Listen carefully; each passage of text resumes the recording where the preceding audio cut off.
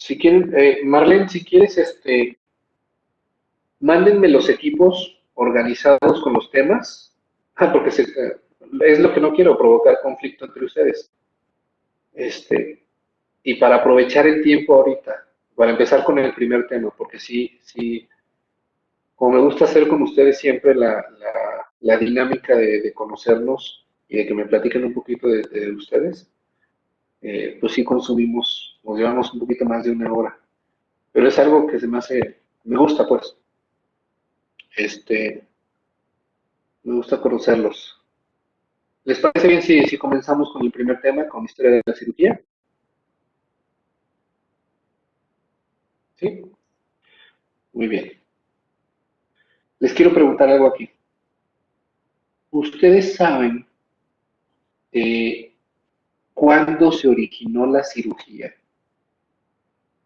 ¿O por qué se llama cirugía? ¿Quién le puso ese nombre? ¿Por qué? ¿Por qué cirugía y por qué no otro nombre? ¿Alguien se imagina o lo que ustedes piensen? ¿Dónde creen que nació la cirugía? ¿Qué momento de la historia de la humanidad?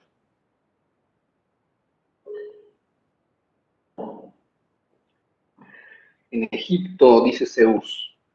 Me extraña que llevando nombre de dios griego pienses que se dio en Egipto. En Grecia. Okay. Está bien, también ahorita ya saben, pueden opinar, pueden decir lo que quieran. Mesopotamia, ok, ya nos vamos un poquito más para atrás.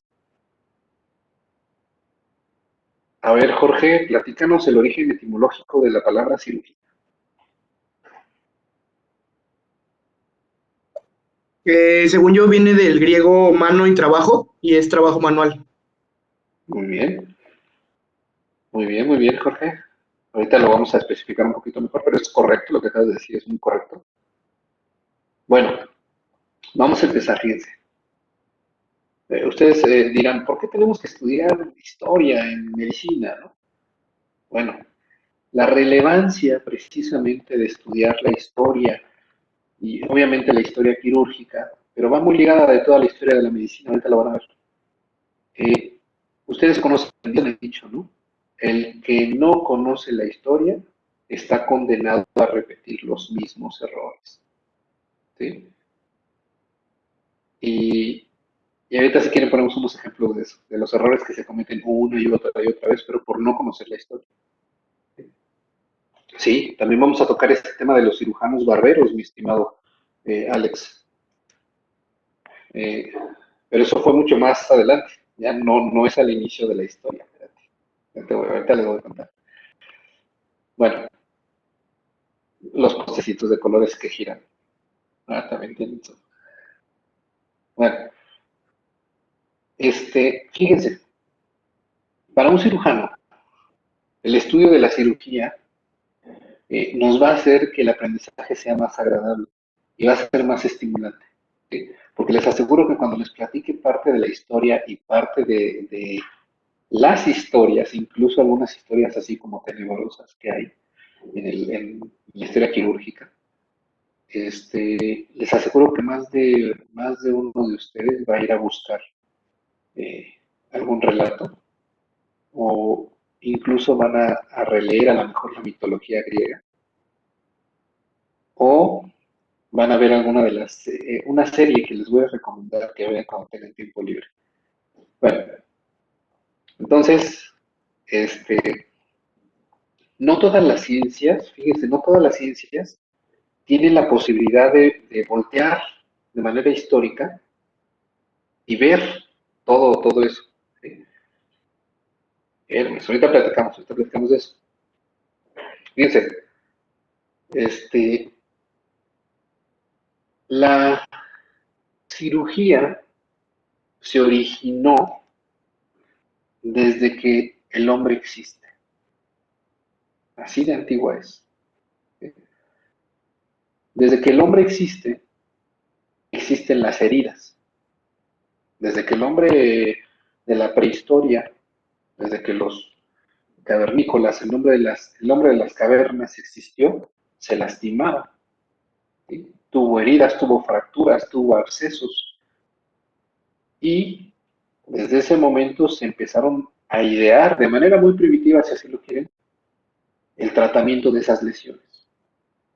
Y ahí nace la cirugía. ¿Y cómo sabemos eso? Ahorita vamos a ver. Eso es lo que comentabas hace rato, mi estimado. Mira, la palabra cirugía deriva del griego, o sea, el nombre cirugía como tal se asignó en Grecia, ¿sí? En la cultura griega, de dos etimologías. Keiros, que significa manos, ¿sí? Y ergon, que significa trabajo. Por eso en algunas lenguas es quirurgia, ¿sí? Porque es el trabajo con las manos. Entonces, cirugía significa el trabajo de curar con las manos. Por eso la insistencia que les hago yo en las habilidades, ¿sí? Porque es un trabajo manual, como bien decías, es curar a los seres humanos con el trabajo que se hace con las manos. ¿Vale? Muy bien. Entonces, es lo que les decía, la cirugía es tan antigua como la misma humanidad. Desde que existe el hombre, se empezó a hacer heridas, se empezó a fracturar y empezó a idear la manera de tratarse. ¿Sí? ¿Y qué creen? ¿Cuál se imaginan que es una de las cirugías más antiguas que existe en registro, en evidencia científica? ¿Cuál creen que sea una de las cirugías más antiguas que hacía el hombre incluso de las cavernas? Ok, extracciones dentales estoy de acuerdo, sí, incluso hacían modificaciones de la dentadura. Partos, bueno, eso siempre han existido. Si no, ¿cómo estaríamos aquí? Cirugías estéticas, fracturas, ok. Y si les digo que una de las cirugías más antiguas, exactamente, Eric, cirugías con G, no con J. Una de las cirugías más antiguas eran precisamente, ¿sí?, las craneotomías. ¿Sí? ¿Y cómo sabemos? Porque se han encontrado obviamente vestigios, eh, osamentas, cráneos con trepanaciones. Es el nombre correcto que se le daba en ese momento, las trepanaciones, que son literalmente craneotomías. ¿Y cómo sabemos que eran, que no fue a lo mejor que el hueso se rompiera después? ¿Sí? Primero por el corte, por la nitidez de los cortes, y segundo porque los bordes habían cicatrizado. ¿Qué quiere decir? Que los osteocitos habían generado una cicatriz ósea en ese sitio que había sido trepanado. ¿Sí? Y se han encontrado también en pinturas y en algunos evidencias. Es muy poca la evidencia realmente escrita que existe, porque no había un lenguaje como tal, únicamente era pictórico, de tratamiento con este tipo de trepanaciones, por ejemplo, para la epilepsia o para los que se caían y se generaban hematomas, ya sabían generar hematomas craneales. Entonces, vean, y esta cirugía de craneotomías se sigue haciendo hasta la actualidad. Se puede decir que el objetivo esencial de esta cirugía sigue siendo el mismo hasta nuestra fecha. Vean entonces, el nacimiento, el origen de la cirugía data desde la existencia del ser humano. ¿Vale? Muy bien, para que nos ubiquemos un poquito en la línea del tiempo, estamos hablando ahorita de la época de la prehistoria. ¿Ah? Estamos hablando ahorita desde la aparición del ser humano. Obviamente vamos a ir evolucionando hacia las diferentes etapas hasta que lleguemos a la invención de la escritura, que es lo que nos permite ya tener evidencia escrita de procedimientos quirúrgicos que se realizaban en esas fechas. ¿Sí? Una craneotomía es un corte propiamente, Fernando, puede ser con extracción o no. Como tal, la craneotomía significa abrir la bóveda craneal para permitir, en este caso, por ejemplo, liberar la presión intracraneal o drenar un hematoma. ¿Sí? En la actualidad se hace con muchos objetivos, incluso colocar válvulas de derivación ventrículo-peritoneal. Pero, en términos sencillos, es abrir la bóveda craneal. ¿vale? Y es lo que viste ahorita en los cráneos, así lo hacían. De nada, Fer. Pero imagínate hacerlo sin anestesia, porque la anestesia no se inventó más o menos hasta, para que se den una idea, ¿eh? Todo lo que vamos a hablar de la historia de la cirugía se hizo sin anestesia hasta más o menos, porque no puedo pintar, más o menos hasta por acá, miren, por acá se inventó la anestesia. ¿Cómo ven? Todo lo que está hacia atrás fue sin anestesia. Bueno, a ver, ¿qué ponen acá? Se supone que el sistema opiáceo endocrino a nivel de dolor, sí, pero no todo. Por ejemplo, un parto, sí se sabe que libera endorfinas, libera, que son los opiáceos endógenos que tú dices, y pueden minimizar el umbral del dolor. ¿Sí? Entonces sí, pero también es real que un paciente sin anestesia se choca del dolor y puede fallecer, puede provocar un paro. Entonces, depende mucho también de cada individuo, ¿no? Pero vean, la anestesia se descubrió hasta 1846. Los procedimientos que modernizaron ya a la anestesia son posteriores a eso. En la revolución, es decir, sí, es correcto. Les voy a platicar también de la historia de la anestesia que tiene unos relatos ahí medio tétricos. Les van a gustar, pues, para aquellos del morbo. ¿No? Bueno, entonces, vean todo lo que pasó, ¿sí? Y realmente, les voy a adelantar algo que no le comenté a sus otros compañeros de los otros grupos, fíjense, pero se los voy a comentar para que se den una idea. En el transcurso de este tiempo, desde aquí hasta acá, tuvieron que desarrollarse 4 aspectos importantes para que la cirugía fuera considerada un arte médico 100% viable y aceptado por la sociedad y por las instituciones médicas que ya regían en este momento. ¿Sí? Más adelante les voy a decir cuáles son esos 4 aspectos que se tuvieron que desarrollar, pero todo eso, vean todo el tiempo que pasó, milenios, milenios, ¿sí? Y realmente es en este lapso de tiempo de la edad contemporánea en donde hemos dado el mayor avance a la ciencia médica, ¿sí? Y a muchas ciencias. Entonces, vean, desde la perspectiva histórica, es así el tiempo que hemos ocupado para desarrollar mucho más las ciencias. Ahora imagínense, en 100 años, ¿sí? En 100 años a lo mejor sus estudiantes y los estudiantes de sus estudiantes van a voltear hacia atrás y van a decir, ay, mira, estos todavía abrían el paciente para poder quitarle la vesícula. ¿Sí?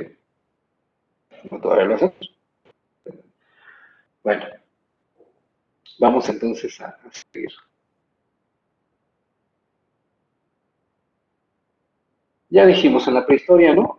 Esto se los puse porque hay que aclarar que en la prehistoria eh, teníamos obviamente el, el pensamiento mágico religioso, ¿verdad? Es más, hasta la fecha de hoy se sigue haciendo. ¿Cuántos de ustedes no conocen o no han ido personalmente incluso con algún chamán, con algún curandero, al famoso Catemaco en Veracruz? ¿Alguien ha ido? A las limpias, claro, eh, claro, sí. Y no es que esté mal, fíjense, o sea, los médicos tampoco tenemos por qué molestarnos de eso. ¿Por qué? Porque esa situación de las creencias religiosas, yo creo que todos ustedes o todos nosotros tenemos creencias religiosas, ¿verdad? Seguramente profesan alguna religión. Y eso es una condición inherente a la misma humanidad. Eso no se lo vas a quitar al ser humano. Al contrario, lo debemos de aprovechar. Si son inteligentes, en vez de pelearse con su paciente porque cree en los testigos de Jehová o porque profesa alguna otra religión, en vez de conflictuarnos con él, lo podemos aprovechar. Pero para eso hay que ser muy inteligentes. Entonces, esas creencias mágico-religiosas están ligadas a la historia de la medicina y a la historia de la cirugía desde el inicio de la humanidad. ¿Sí? Y después hubo algunos personajes en la historia de la medicina que intentan separar y decir, a ver, una cosa es el médico, otra cosa es el sacerdote o el mago o el curandero. Y empiezan a separar el arte médico y el arte quirúrgico de las creencias mágico-religiosas. ¿Sí? Separarlas legalmente, ¿sí? Académicamente, pero en la mente de la gente siempre va a haber creencias mágico-religiosas. Eso no lo vas a poder cambiar nunca, mientras existe el ser humano, o hasta que evolucionemos a un punto en el que ya no creamos en eso. Bueno, ¿alguien ha escuchado el código de Hammurabi o Hammurabi? ¿No? Fíjense, aquí ya brincamos de la época de la prehistoria. Estamos, a ver si te lo enseñaron, dilos, Alex, en derecho, sí, también seguramente lo viste algo en derecho, porque tiene que ver con las leyes, es correcto. Ahorita les voy a explicar un poquito más de eso. Fíjate que estamos brincando, ya vimos la edad de piedra, la prehistoria, ¿sí? Y dimos un brinco hacia el código de Hammurabi, que es cuando ya empieza la escritura cuneiforme, el primer tipo de escritura del que se tiene evidencia. ¿Sí? Es de Babilonia antigua, exacto. Es la época más o menos que comprende del 4000 antes de Cristo al 1000 antes de Cristo, por ahí. ¿Sí? La época, por ejemplo, de Alejandría, de Mesopotamia, de Babilonia. ¿Sí? Ubíquense en esa temporalidad. Entonces, fíjense, Hammurabi era un gobernante, ¿sí?, de Babilonia y pasa la historia por ser el primero que deja evidencia escrita de un código legal. Era como las leyes que se tenían que seguir en todo su imperio. ¿Sí? Y habla de muchas cosas, ¿eh? Son más de 280 leyes que están en este código. Está tallado en piedra volcánica. Esta piedra volcánica es muy difícil de trabajar, muy difícil de tallar y sobrevivió todos estos milenios y se encontró en Israel, si no me equivoco, déjenme ver aquí dónde está, no cambia la diapositiva, ahí está, en Irán, perdón, lo que es Irán hoy. Y estamos hablando que se le dio una fecha de más o menos 1700 años antes de Cristo. ¿Sí? Y ahí habla de muchas cosas, preceptos sociales, de las clases sociales, habla del matrimonio, habla de los esclavos, habla también de los honorarios médicos y de la práctica quirúrgica. Fíjense, por eso es que es importante que lo veamos aquí. Algunos fragmentos habla de intervenciones quirúrgicas, como les decía. Este es el código de Hammurabi o la estela de Hammurabi, así le dicen. ¿Sí? Mide más de 2 metros de altura.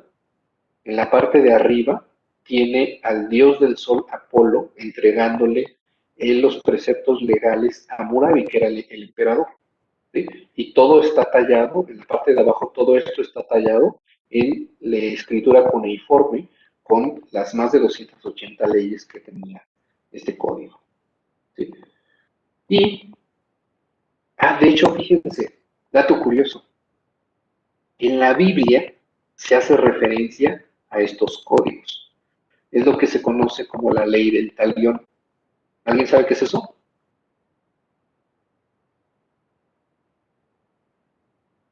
¿Alguien sabe qué es la ley del talión? Exacto, Fernando. Ojo por ojo, diente por diente. ¿Sí? Y eso se repite en la Biblia varias veces. ¿Sí? Bueno, más dato curioso. Ahora, fíjense, uno de los extractos de esta ley, de estas leyes, en el ámbito médico, claro, me estoy enfocando en el ámbito médico quirúrgico, dice, si un médico ha tratado a un hombre de una enfermedad grave y lo cura, o abre un hinchazón con un cuchillo, es decir, si drena un absceso, imagínense, ya desde ahí hacían eso, ha de recibir 10 ciclos de oro. ¿Sí? Si el paciente es un hombre libre, le va a pagar 5 ciclos de oro cuando lo trata de alguna enfermedad. Si es esclavo, el dueño del esclavo le va a pagar al médico. O sea, ya habla de honorarios, pero también habla de clases sociales. Vean cómo esos estigmas sociales no son de la política de ahorita, son arrastrados históricamente, ¿eh? Siempre eso también es inherente al ser humano. Trata de hacer clases sociales. Bueno, fíjense lo que dice acá abajo. Si un médico causa una herida grave con un bisturí al esclavo de un hombre libre y lo mata, el médico le tiene que reponer al esclavo. ¿Sí? Pero si el médico trata a un hombre libre y le provoca la muerte, le provoca una lesión, una secuela permanente, le tienen que cortar las manos al médico.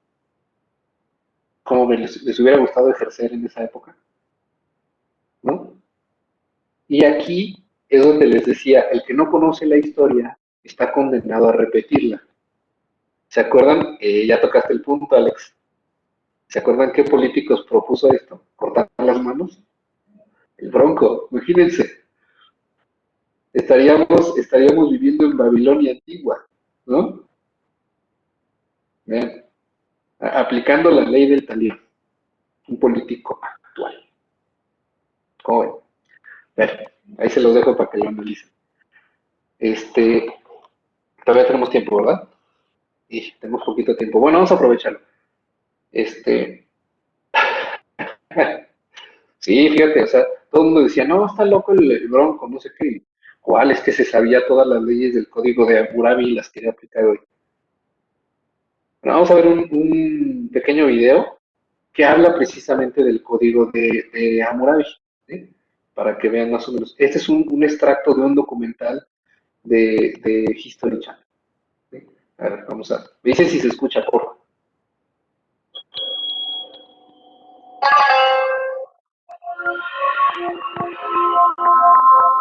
En el 1792 a.C., el mejor gobernante de la dinastía amorita de Babilonia, Hammurabi, subió al trono como su sexto rey. Al principio no parecía demasiado interesado en las campañas militares. Thibaut gobernó durante 43 años. Después de 30 años de gobierno, quiso emular a Sargón y construir su propio imperio. Empezó a luchar contra los reinos vecinos, que antes habían sido sus aliados. Había mantenido con ellos buenas relaciones durante años y de repente aparece con sus ejércitos en las fronteras, preparados para luchar, para hacerse con el poder. Las campañas militares de Hammurabi se distinguían por la cantidad de rehenes que capturaban para pedir un rescate. Había comerciantes especializados en esta tarea. Pagaban el rescate del enemigo a los soldados babilonios y pedían al que habían rescatado que les devolviese el dinero. Era la forma que tenían los comerciantes de ganar dinero seguro, porque siempre sacaban beneficios de los rescates que pagaban. Las conquistas de Hammurabi se extendieron desde el Golfo de Persia hasta Siria. A pesar de que su imperio no fue tan grande como el de Sargón, los historiadores consideraron a Hammurabi como el constructor de imperios más importante desde Sargón. Sin embargo, él no se parecía al antiguo rey. Sargón utilizaba su poder y tácticas casi terroríficas para controlar a la gente. Mientras que Hammurabi se presenta ante el pueblo como un político moderno que desea el amor del pueblo, quiere gustar a la gente. Instauró leyes para proteger al pueblo, no para obligarles a someterse. La fama de Hammurabi creció con sus conquistas, pero realmente obtuvo su grandeza con su interpretación de la justicia. Hacia finales de su reinado, puso varios monumentos en sus ciudades. El más grande, que aún se conserva, es una losa de piedra que se conoce hoy en día como la Estela de Hammurabi, donde están grabadas las 282 leyes del Código de Hammurabi. Están grabadas en una escritura en forma de cuña llamada cuneiforme, la primera escritura conocida desarrollada en Sumer a finales del cuarto milenio antes de Cristo. Si un esclavo le dice a su señor, no eres mi señor, el señor puede cortarle la oreja al esclavo.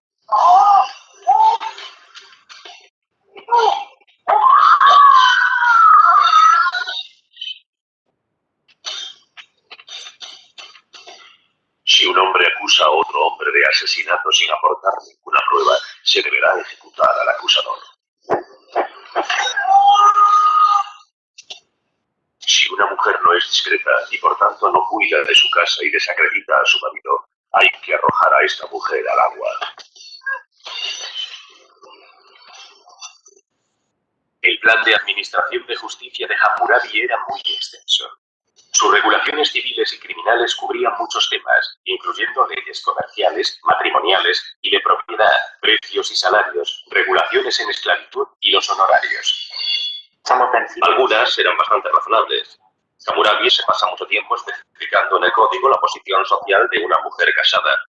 En el caso de que cometiese un error haciendo algo, o hiciese algo mal, perdería sus derechos de propiedad. Hoy en día todo esto nos parece muy avanzado y a la vez inesperado. Por otro lado, en el código Hammurabi encontramos pasajes de ojo por ojo, diente por diente, que son totalmente iguales a los bíblicos.